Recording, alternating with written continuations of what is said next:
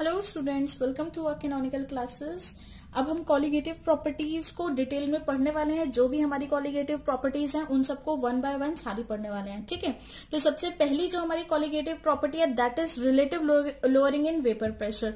तो वो colligative property हमने राउल्ट्स लॉ के केस सेकंड, जो हमने राउल्ट्स लॉ का सेकंड केस किया था, हमने उसके अंदर कर ली थी। तो आपको जब relative lowering in vapour pressure अगर पढ़ना है तो आप प्लीज दोबारा से वो वाला वीडियो देखेंगे, ठीक है। यूट्यूब पे सर्च करना कैनोनिकल क्लासेस राउल्ट्स लॉ 2, तो वो आपको सर्च मिल जाएगा। तो आज जो हम कॉलिगेटिव प्रॉपर्टी स्टार्ट करने जा रहे हैं that is elevation in boiling point. तो हेडिंग डालते हैं एलिवेशन इन बॉइलिंग पॉइंट।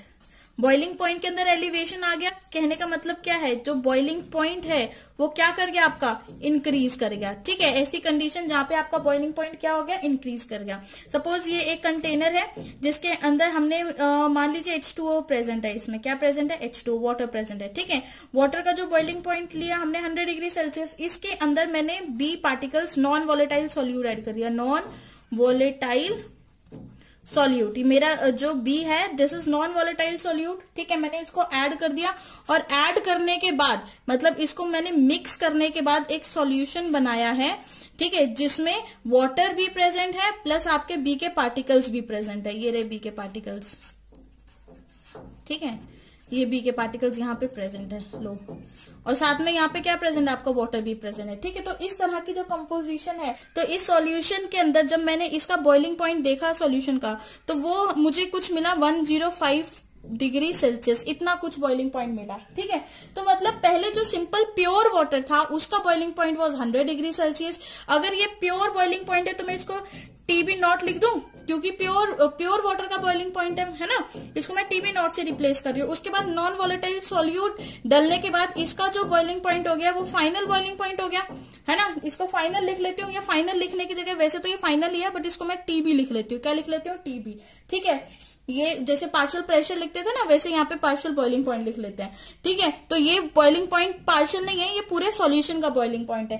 तो देखिए एलिवेशन जो हुआ, एक ग्राफ से हम इसको समझते हैं। पहले तो हम एक ग्राफ ड्रॉ करती हूं मैं यहाँ पर, आप उससे और अच्छे से समझिए। देखिए वेपर मतलब बॉइलिंग पॉइंट होता क्या है, एक्चुअल में बॉइलिंग पॉइंट वो पोजीशन होती है जब आपका वेपर प्रेशर किसके इक्वल हो जाता है। वेपर प्रेशर जो है वो एटमॉस्फेरिक प्रेशर के इक्वल हो जाता है, एटमॉस्फेरिक प्रेशर के इक्वल हो जाता है। ऐसी कंडीशन को हम क्या बोल देते हैं, बॉइलिंग पॉइंट, ठीक है। जिसको ये डिटेल में समझना है वो बॉइलिंग पॉइंट वाला वीडियो दोबारा से देख ले। तो एक ऐसी कंडीशन जहां पे आपका वेपर प्रेशर आपके एटमॉस्फेरिक प्रेशर के इक्वल हो जाता है, उस कंडीशन को हम क्या बोल देते हैं कि ये हमारा बॉइलिंग पॉइंट है। उस पॉइंट को हम बॉइलिंग पॉइंट बोल देते हैं, ठीक है। तो एलिवेशन इन बॉइलिंग पॉइंट कब कैसे ज्यादा होगा, for example water at 25 degree Celsius मतलब रूम टेम्परेचर पे है, ठीक है। तो यहाँ पर हम लोग लेते हैं, ये हमारा वेपर प्रेशर वाली एक्सेस है, यहाँ पे हम टेम्परेचर ले लेते हैं। मान लीजिए 25 डिग्री सेल्सियस, ये वो पॉइंट है जहां पे 25 डिग्री सेल्सियस आ रहा है। सिंपल हम प्योर सॉल्वेंट का देखते हैं, ठीक है। तो प्योर 25 डिग्री सेल्सियस पे कुछ ना कुछ उसका वेपर प्रेशर होगा। अज्यूम से उसका वेपर प्रेशर इतना है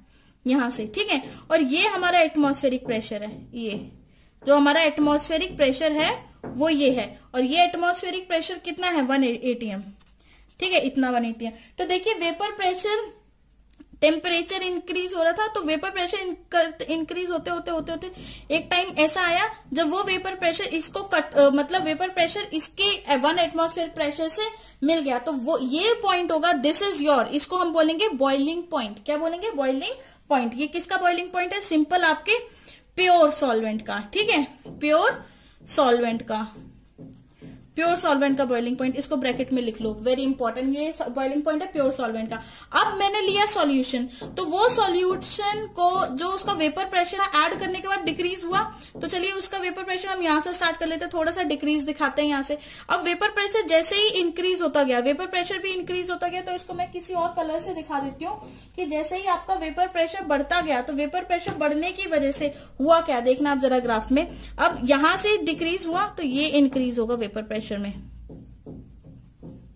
ये जाके यहां पे मिला कि नहीं, ठीक है। ये किसका है, सॉल्यूशन का, किसका है? सॉल्यूशन का। वेरी इंपॉर्टेंट, ये किसका है? आपका प्रेशर, वेपर प्रेशर। यहाँ पे जो बॉइलिंग पॉइंट आ गया वो किसका आ गया? सॉल्यूशन का बॉइलिंग पॉइंट आ गया। ठीक है, ये वाला बॉइलिंग पॉइंट है सॉल्यूशन का, और ये वाला जो बॉइलिंग पॉइंट है, ये वाला बॉइलिंग पॉइंट है आपके प्योर सॉल्वेंट का। तो जो सॉल्यूशन का बॉइलिंग पॉइंट है और सॉल्वेंट का बॉइलिंग पॉइंट है, उन दोनों में डिफरेंस है।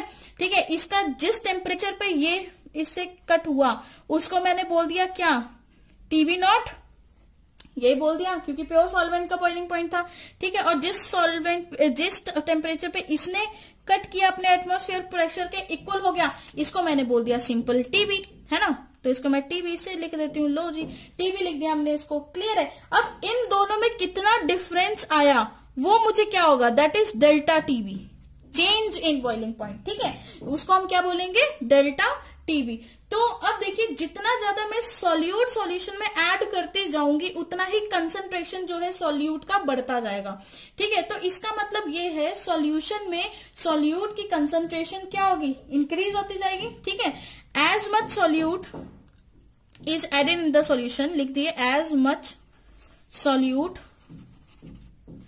Added in the solution, concentration of किसकी concentration? Concentration of solute increases in the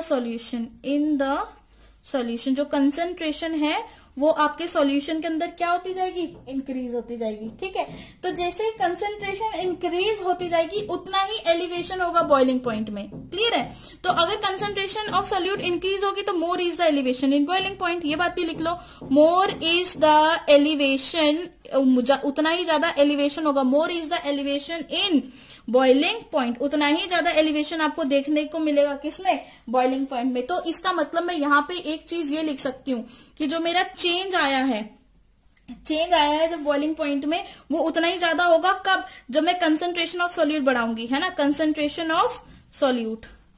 ठीक है, तो मतलब चेंज जो है हमारा बॉइलिंग पॉइंट में, ये डेल्टा एलिवेशन, इसको हम बोलेंगे एलिवेशन इन बॉइलिंग पॉइंट। ठीक है, ये डिपेंड किसके ऊपर कर रहा है? Concentration of solute. किसके ऊपर डिपेंड कर रहा है? सॉल्यूट के कंसंट्रेशन के ऊपर। तो एक्सपेरिमेंटली हमें ये देखा गया, एक्सपेरिमेंटली फाइंड किया गया, जब कंसंट्रेशन ऑफ सॉल्यूट है वो एक्चुअल में है क्या? मोलैलिटी। ठीक है, मोलैलिटी क्यों थी? क्योंकि ये टेम्परेचर डिपेंडेंट टर्म है, टेम्परेचर इंडिपेंडेंट टर्म थी, इंडिपेंडेंट टर्म, क्योंकि ये टेम्परेचर इंडिपेंडेंट टर्म थी, तो इसलिए इसको मोलैलिटी से रिलेट कर दिया गया। तो इसका मतलब जितनी ज्यादा मोलैलिटी उतना ज्यादा डेल्टा टीवी, है ना। तो टी डेल्टा टीवी, यहां पर भी लगा लो, delta TV is directly proportional to your molality. सबसे फर्स्ट इक्वेशन जो आपकी आएगी वो ये आएगी। ठीक है, तो यहाँ पे प्रोपोर्शनैलिटी साइन हटाने के लिए हम लिखे तो delta TV is equal to K B into M, very important. Delta T B is equal to K B into M, जहां पर आपका जो केबी है, केबी क्या है आपका? Molal elevation constant. क्या बोलते हैं हम इसको? Molal elevation constant. इसको हम मोलल एलिवेशन कांस्टेंट भी बोल देते हैं, या फिर इसका दूसरा नाम क्या है? इब्यूलियोस्कोपिक कांस्टेंट, इब्यूलियोस्कोपिक कांस्टेंट। ठीक है, EBULIOस्कोपिक कांस्टेंट, इब्यूलोस्कोपिक कांस्टेंट। ठीक है, इसका दूसरा नाम है, एक इब्यूलोस्कोपिक कांस्टेंट और एक मोलल कांस्टेंट, और यहाँ पे M जो है वो मोलैलिटी है आपकी सॉल्यूशन की। अब देखिए आपकी मोलैलिटी क्या होती है? मोलैलिटी एक ऐसी कंसंट्रेशन टर्म है जो डिपेंड करती है नंबर ऑफ मोल्स ऑफ किसके? सॉल्यूट के। Number of moles of solute divided by weight of solvent. ठीक है, weight of solvent in KG. Solvent को आप केजी में लिखेंगे, अगर ग्राम में लिखेंगे तो इसको मल्टीप्लाई करना पड़ेगा आपको किससे? 1000 से। ठीक है, सिंपल है ये। तो आपने 1000 से मल्टीप्लाई कर देना तो वो अपने आप ग्राम में चेंज हो जाएगा। ठीक है, तो मोलैलिटी को और एक और तरीका है लिखने का, हम इसको लिख सकते हैं WB अपॉन MB, मतलब weight of solvent upon molecular mass of solvent divided by. ठीक है, डिवाइडेड अब हम इसको किससे करेंगे? WA से, that is weight of your solute. ठीक है, और क्योंकि अगर मैं इसको केजीज में लिखती हूँ तो इसको ग्राम में चेंज करने के लिए मुझे क्या करना पड़ेगा? 1000 से मल्टीप्लाई करना पड़ेगा। इस फॉर्मूले में तो मैंने आपको ऐसे ही बता दिया। ठीक है, बट अगर हम केजीज को ग्राम में करते हैं तो इसको डिवाइड बाय 1000 करेंगे। ये जाके वहां पे इनवर्स हो जाएगा, रिवर्स हो जाएगा उसका, तो मोलालिटी एक्चुअल में मोलालिटी किसके इक्वल होगी, WB/MB इंटू 1000/WA। ठीक है, ये आपकी क्या आ गई, मोलालिटी आ गई। क्लियर है इतना, ये आपने क्या फाइंड आउट कर लिया, मोलालिटी फाइंड आउट कर लिया। तो आपको ये पता था कि तो delta T B is equal to KB into M, यही थी मोलालिटी, है ना। तो यहाँ पे वैल्यूज पुट करिए, तो यहाँ पे आपका डेल्टा टीबी किसके इक्वल हो जाएगा, एलिवेशन इन बॉइलिंग पॉइंट किसके इक्वल होगा, molar constant multiply by WB into 1000 divided by MB into WA। ठीक है, तो ये आपका एक्सप्रेशन आ गया, फॉर्मुलेशन आ गई एलिवेशन इन बॉइलिंग पॉइंट के लिए, जहां पर आपका डेल्टा टीबी, जो आपका डेल्टा टीबी है, this is elevation in boiling point, elevation in boiling point. ठीक है, KB जो है आपका दैट इज इब्यूलोस्कोपिक कांस्टेंट, इब्यूलोस्कोपिक कांस्टेंट हो गया, दिस इज योर इब्यूलोस्कोपिक कांस्टेंट। ठीक है, इब्यूलोस्कोपिक कांस्टेंट W जो है आपका, अब यहाँ पे देखेंगे, ध्यान देना, जो WB है वो है weight of solute, weight of solute, ये आपके सॉल्यूट का वेट है। ठीक है, MB जो है मॉलिक्यूलर मास ऑफ सॉल्यूट, ये आपका मॉलिक्यूलर मास आएगा, मॉलिक्यूलर मास ऑफ सॉल्यूट, है ना, सॉल्यूट का मॉलिक्यूलर मास आएगा। और जो WA है वो WA क्या आएगा, weight of solvent, weight of solvent, solvent का वेट आएगा। क्लियर है, तो यहाँ पे आपकी फॉर्मुलेशन होगी और आपको पता लग गया जिस कंपाउंड्स ने या जिस स्पीशीज ने पार्टिसिपेट किया वो क्या क्या स्पीशीज अपने आप को क्या रिप्रेजेंट कर रही है। ठीक है, तो यहीं पे इसी के साथ आपका खत्म होता है एलिवेशन इन बॉइलिंग पॉइंट। और relative lowering in vapour pressure पढ़ने के लिए राउल्ट्स लॉ का सेकेंड केस आप दोबारा से स्टडी करिए। ओके, चलिए जी, थैंक यू फॉर लिसनिंग।